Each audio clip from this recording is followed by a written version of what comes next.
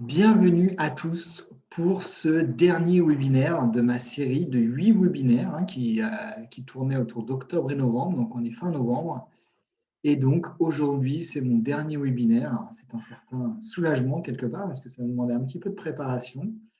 Et je suis d'autant plus content que le Girardin, pour moi, c'est vraiment un super sujet. C'est une solution qui est méconnue et qui pourtant est hyper intéressante pour beaucoup de personnes. Donc, j'aimerais que cette solution soit connue de plus en plus et j'espère que ce webinaire y contribuera. Donc, je vais me présenter avant de rentrer dans le vif du sujet. Donc, je suis Sébastien Autreville, je suis conseiller en investissement financier depuis 3 ans maintenant et j'ai fondé mon cabinet Avenir Conseil et Investissement en 2018. C'est un cabinet dont le siège social est dans le Loiret, à Jargeau précisément, qui est l'endroit où j'ai grandi. Et j'habite en région parisienne, dans le Val-de-Marne. Ce sont mes deux régions de prédilection, mais évidemment, j'ai des investisseurs un peu dans toute la France. Donc aujourd'hui, le thème, c'est Girardin industriel. Et comme je disais, c'est un thème que j'affectionne particulièrement. Alors, je vais commencer par vous donner un petit peu de contexte sur ce dispositif. Donc, Girardin, c'est une loi qui a été écrite en 2003 par la ministre du même nom, Madame la ministre Girardin. Et c'est une loi qui s'articule autour de l'outre-mer. Donc, ce texte législatif, à la base, vise à promouvoir le développement économique des territoires d'outre-mer. Alors, de quelle manière? Déjà en essayant de compenser le surcoût lié à l'éloignement géographique que rencontrent les PME dans les DOM-COM. Effectivement, le fait d'être éloigné leur crée des surcoûts, principalement en termes de financement, qui freinent le développement économique. Alors, je parle de financement, c'est notamment le cas pour le financement du matériel industriel, et agricole d'ailleurs, qui va être mis en location auprès d'une entreprise en outre-mer. Donc, effectivement, les entreprises ont besoin de matériel industriel et agricole, comme tout le monde, comme en métropole. Le problème, c'est que soit pour l'acheter, ça coûte très cher à financer puisque les taux d'intérêt sont beaucoup plus élevés qu'en métropole, soit on le loue, mais donc si c'est cher à l'achat, c'est cher à la location, et donc ça, c'est problématique. Le prix est problématique. Donc ce surcoût, c'est sur ce surcoût que le texte vise à aider le développement économique des territoires d'outre-mer. Alors, petite précision importante, il y a beaucoup de choses que je vais dire qui sont intéressantes là, du texte que j'ai affiché. Donc, particulièrement sur ce webinaire, c'est important d'écouter ce que je vais dire. Dans ce contexte, justement, de surcoût, le principe de la réduction d'impôts qui est proposé par l'État, c'est une réduction d'impôts pour les investisseurs qui vont investir dans des entreprises qui vont louer du matériel agricole et industriel à un prix raisonné. Alors, cet avantage fiscal que donne l'État, il est de X% l'année N+1 d'investissement. Un peu technique, on va se donner un exemple. Imaginons que j'investisse en 2021, je vais récupérer mon investissement en 2022 plus un bonus de X%. Ce X, habituellement, il vaut 18%. C'est-à-dire que quand j'investis 1 000 € en 2021, je m'attends à récupérer 1 180 € en 2022. D'accord? Sauf que ça, c'est un avantage si tout se passe bien. Si ce n'est pas le cas, non seulement l'État n'accorde pas ce bonus de X%, mais en plus, il va demander à récupérer 100% de l'investissement. Grosso modo, c'est un investissement, soit on gagne 18%, soit on perd 100%. D'accord? Dans ce contexte-là, certaines sociétés de gestion qui font du Girardin ont pris le parti pris de baisser le seuil de rentabilité de 18% à 10%, mais cette fois-ci de garantir cet investissement. Au lieu d'avoir un investissement qui est soit on gagne 18%, soit on perd 100%, là c'est soit on gagne 10%, soit on gagne 10%. Alors, c'est moi la solution qui me semble la plus intéressante. Donc, je ne travaille qu'avec des sociétés de gestion qui font ça, qui font ces 10% en garantie. Et la question qu'on peut se poser, qu'on a le droit de se poser, c'est comment les entreprises vont arriver à garantir ces 10%. Première chose, l'assurance responsabilité civile professionnelle de 20 millions. Alors, je prends l'exemple d'Interinvest avec qui je travaille, mais ce n'est pas la seule société à faire ça. Le principe est le même partout. Donc, l'assurance RC professionnelle, elle va couvrir n'importe quel professionnel en cas de problème. Ça, c'est obligatoire, c'est assez classique. En plus de ça, il y a une assurance responsabilité civile parapluie de 100 millions pour le matériel. C'est-à-dire que souvent, en fait, pourquoi l'État pouvait redemander la réduction d'impôt, c'est tout simplement quand le matériel n'est plus loué. En fait, l'État dit OK, cet investissement, on va vous le rembourser à 118% ou 110% en fonction des cas. En contrepartie, il faut que le matériel soit loué pendant 5 ans. Sauf que, évidemment, le matériel va être loué si tout se passe bien, mais si le matériel casse, ça pouvait être un problème, puisque si le matériel casse, on ne peut plus, cette fois-ci, le louer, évidemment. Donc, il y a une assurance supplémentaire pour couvrir ce matériel et également pour couvrir tous les dommages corporels qui auraient pu être générés par ce matériel qui est loué. Ça pouvait être aussi des causes de faillite de l'entreprise. Donc ça, pareil, c'est des choses qui sont de nouveau assez classiques. Par contre, ce qui est une particularité de ces sociétés de gestion qui ont garanti le Girardin industriel, c'est qu'il y a une couverture financière, en l'occurrence là les 10 millions, mais qui couvre tous les aléas financiers et fiscaux.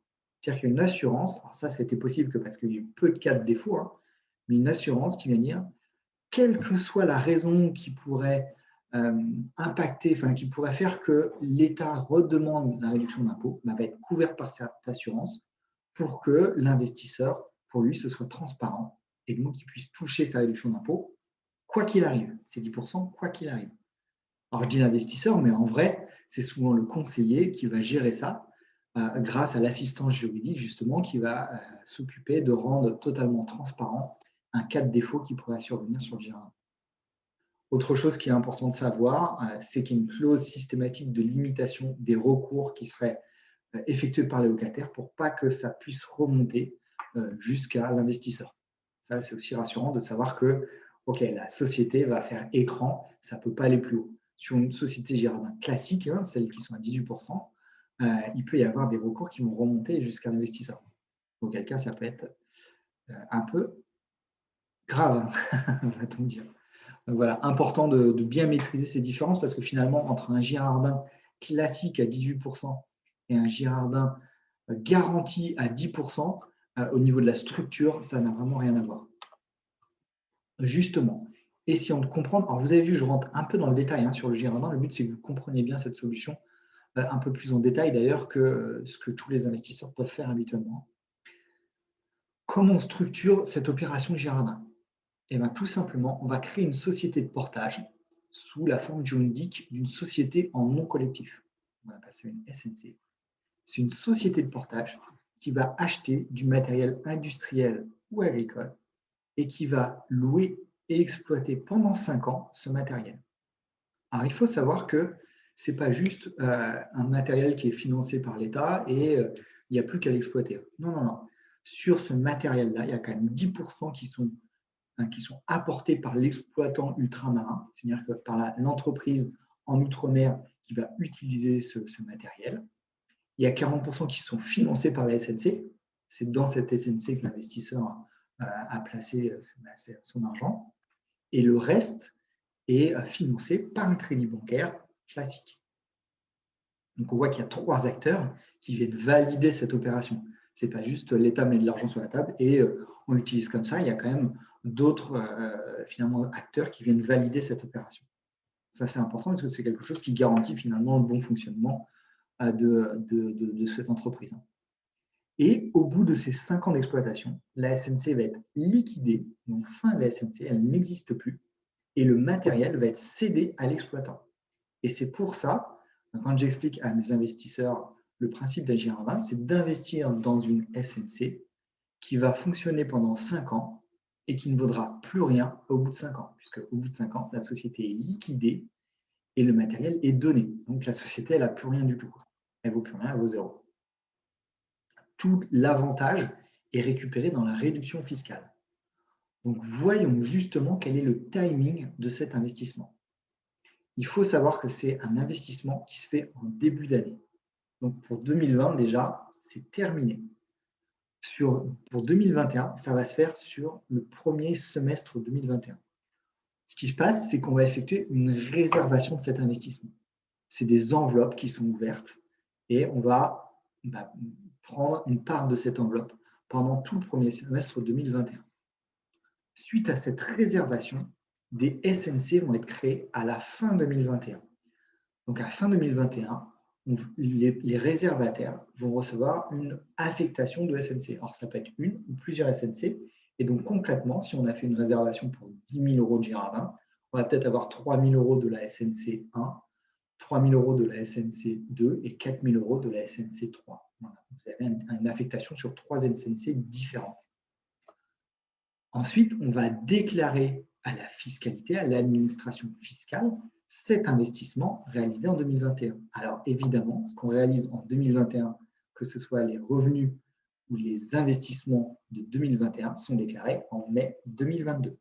L'administration en mai 2022 va donc prendre connaissance de cet investissement et vu que vous aurez déjà payé votre impôt sur les revenus 2021, puisque l'impôt aujourd'hui est prélevé à la source, il va y avoir ce que vous auriez dû payer, ce que vous avez payé, globalement ça doit revenir à zéro, ce que vous avez investi en Girardin, au final ça va être un surplus. Donc il va vous être remboursé par l'administration fiscale sur l'été 2022, généralement fin juillet, début août 2022.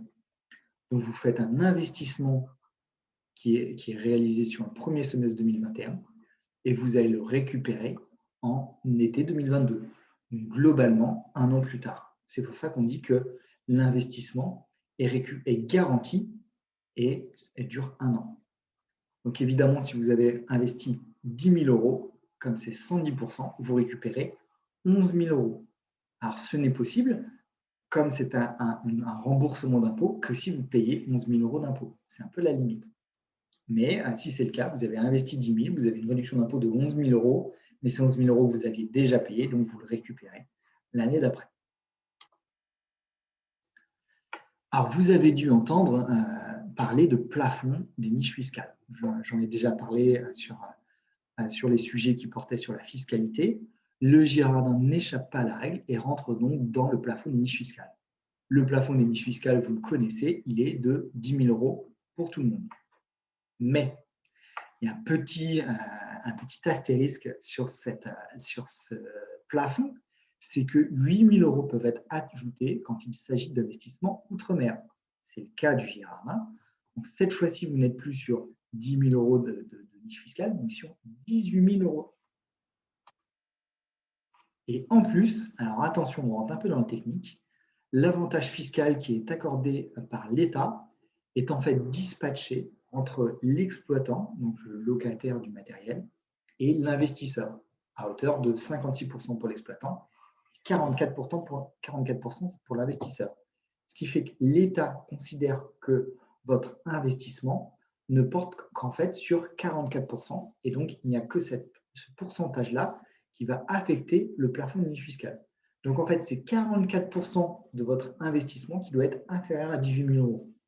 Ce qui fait qu'au final, vous pouvez avoir une réduction fiscale de 40 909 €. C'est-à-dire que quelqu'un qui paye 41 000 € d'impôts, j'espère qu'il y en a dans l'Assemblée, va pouvoir faire un investissement Girardin de l'ordre de 36 000 €, grosso modo, qui va lui porter, non, un peu plus, il faudra calculer, mais qui va lui porter de la réduction fiscale à 40 900 € et il va quasiment gommer toute sa fiscalité.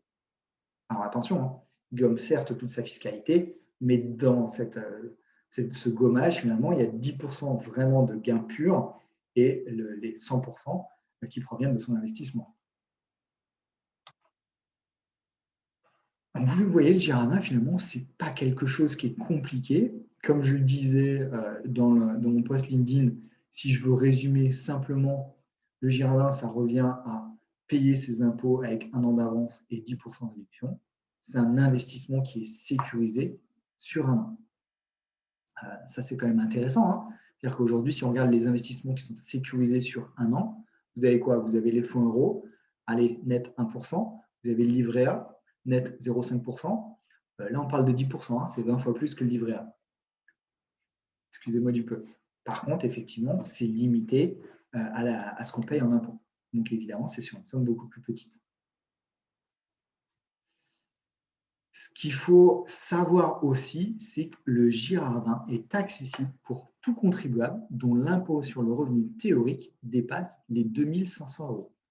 Donc, un contribuable qui paierait moins de 2 500 euros ne peut pas faire un investissement Girardin.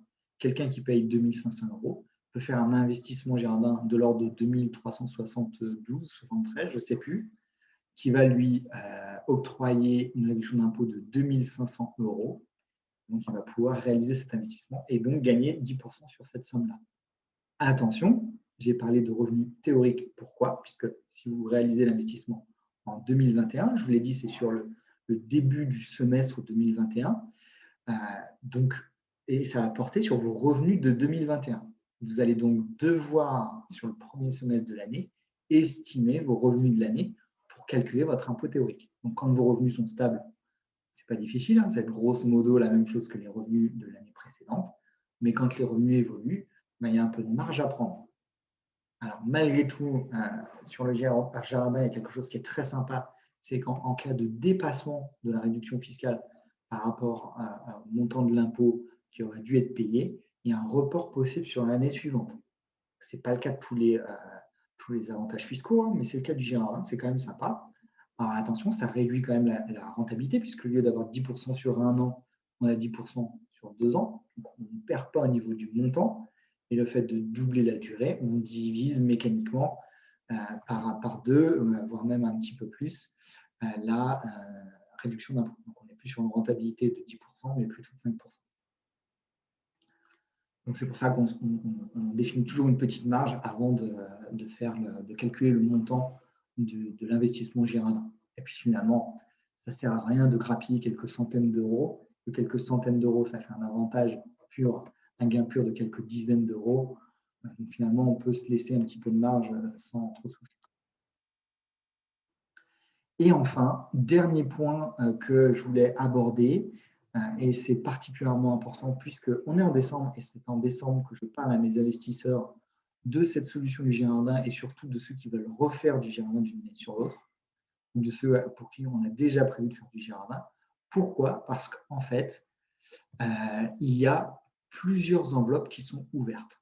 Alors, je parle bien sûr sous réserve de ce que va faire Interinvest. Donc, Interinvest, c'est la société de gestion avec qui je travaille, qui fait ces Girardins industriels à 10% garantie. Donc, Interinvest, depuis des années, fait 3 enveloppes avec des avantages différents. Ces 3 enveloppes ont déjà un avantage fiscal différent. Parce que la première a un avantage fiscal de 13%. La deuxième, un avantage de 11%. La troisième, un avantage de 10%. Tout à l'heure, je vous ai parlé que d'avantage fiscal de 10%. En fait, c'est le minimum que vous pourrez avoir. Pourquoi? C'est la seule que je vais pouvoir vous garantir. Celle d'après, enfin celle d'avant plutôt, c'est un petit peu plus aléatoire. Mais je vais vous en dire un petit peu plus. Pourquoi je dis que ça peut changer? Puisqu'en fait, le Girardin est une solution qui attire de plus en plus d'investisseurs. Donc, pour répondre à cette demande croissante des investisseurs, comme au niveau de la location du matériel par les exploitants ultramarins, la demande est moins forte, en fait, Interinvest va déplacer un petit peu l'avantage fiscal, la rétribution des investisseurs vers les exploitants ultramarins. C'est-à-dire qu'il va faire en sorte de freiner peut-être un peu la collecte pour au contraire attirer plus d'exploitants ultramarins en leur offrant un matériel encore moins cher en termes de location. Et donc, ces enveloppes ont baissé dans le temps. C'est-à-dire qu'il y a quelques années, quand je faisais du Girardin, la première enveloppe était à 14%, la deuxième à 12%, la troisième à 10%. Vous voyez, l'année dernière, c'était 13%, 11%, 10%. On ne sait pas si cette année, en 2021, l'année prochaine, ce ne sera pas 12% ou 10%, 10%. Je ne suis pas en mesure de vous le dire aujourd'hui. C'est pour ça que je vous parle de ce qui s'est fait l'année dernière. D'accord? Le principe de ces 3 enveloppes, la première enveloppe, c'est une enveloppe pour que Interinvest puisse bénéficier de cash assez rapidement. Donc, elle doit se faire très rapidement en janvier et le règlement se fait de 100% à la livraison. C'est-à-dire que si vous faites un investissement de 10 000 euros en Girardin, vous devez régler les 10 000 euros de suite. L'année dernière, l'ouverture s'est faite le 22 janvier Et donc, les investisseurs ont dû investir ces 10 000 euros le 22 ou le 23 janvier. Pourquoi? Puisque les réservations ont pu être créées pendant 7 minutes. C'est-à-dire que cette enveloppe, concrètement, a duré 7 minutes. Alors, ça ne veut pas dire que les investisseurs avaient 7 minutes pour les signer, mais c'est les conseillers qui ont eu 7 minutes pour créer l'ensemble des enveloppes. Et après, les investisseurs avaient, je crois, 48 heures pour valider les créations faites par les conseillers. Donc, grosso modo, pendant 7 minutes, les conseillers se sont amusés sur cette enveloppe à 13%. Et après, sur les 2 jours qui ont suivi, les investisseurs ont validé les investissements qui avaient été créés. Donc ça, c'est particulièrement intéressant. Si vous faites un premier investissement Girardin et que vous avez le cash, typiquement ceux qui attendent la 2021 pour faire leur premier investissement Girardin, ils ont déjà le cash de disponible. Donc, ils peuvent mettre 100% à la réservation. Il n'y a aucun problème de trésorerie. Et ils vont bénéficier de 3% supplémentaires, ce qui n'est pas rien finalement, à 13% par rapport à 10%. Alors concrètement, moi l'année dernière, j'en ai fait 2, des enveloppes à 13%. Donc, je vais essayer de faire mieux cette année, mais en 7 minutes, c'est vraiment pas facile d'en faire beaucoup. Donc, c'est pour ça que je disais que je ne peux pas la garantir. La deuxième enveloppe est à 11%, donc il y a un petit bonus supplémentaire. Et ce qui est intéressant, c'est qu'il y a un règlement seulement de 20% à la réservation. Les 80% restants se font en octobre. Donc ça, c'est particulièrement intéressant pour mes investisseurs qui font chaque année du Girardin. Pourquoi? Parce que finalement, en faisant un effort supplémentaire de 20% de trésorerie, ils vont pouvoir faire rouler leur Girardin. Pourquoi? Puisque en janvier, en fait, ils vont régler ces 20%, c'est un effort supplémentaire. En juillet, ils vont récupérer les 110% de leur investissement de l'année passée. Ils vont, et dans ces 110%, il y a 80% qui vont pouvoir, enfin, ces 110% plutôt récupérés en été 2021, là, vont pouvoir servir à payer ces 80% d'octobre. Je recommence. Au moment de la réservation en janvier, on règle 20%, ça c'est un effort de trésorerie supplémentaire. À l'été, on récupère le Girardin de l'année passée qui va nous servir à financer les 80% qui sont à régler en octobre. Ça, c'est particulièrement intéressant pour les investisseurs qui font un Girardin tous les ans, qui savent donc grosso modo combien ils vont faire de Girardin et qui vont aller chercher ce pourcent supplémentaire. Ce n'est pas grand-chose, mais ça ne coûte rien d'aller le chercher. Pour information, cette enveloppe, l'année dernière, a duré 20 minutes le 22 janvier. Donc, de nouveau, elle n'a duré que quelques jours, enfin, sur le 22 et le 23 janvier. Donc, c'est pareil, moi, j'ai pu en faire qu'une, le temps que je switch, enfin bref. Donc, grosso modo, j'ai placé 3 investisseurs sur l'ensemble de ces enveloppes, sachant que j'en avais une petite dizaine qui m'avaient dit vouloir être placés sur ces enveloppes. Donc, vous voyez que ce n'est pas forcément facile. C'est pour ça que je vous disais que la seule enveloppe que je pourrais vous garantir, c'est cette enveloppe à 10%, avec un règlement à 20% à la réservation, 80% en octobre, et qui, elle, a duré l'année dernière jusqu'en avril. Donc, vous voyez que je disais tout à l'heure, S1 2021, finalement, c'est un petit S1, c'est même presque un T1 2021. Donc, voilà, il faut quand même aller assez vite, mais ça laisse un petit peu plus de temps, un peu plus de quelques mois supplémentaires, on va dire, pour valider le fait qu'on veuille investir dans un Girardin ou non, si c'était un peu flou en janvier. Et voilà pour les explications du Girardin industriel. J'espère que ça vous a plu, j'espère que vous avez appris des choses. Comme d'habitude, sur ce slide, je vous laisse mes coordonnées. À la fin de mon mail et mon téléphone, n'hésitez pas à me demander des questions si vous en avez, à me donner.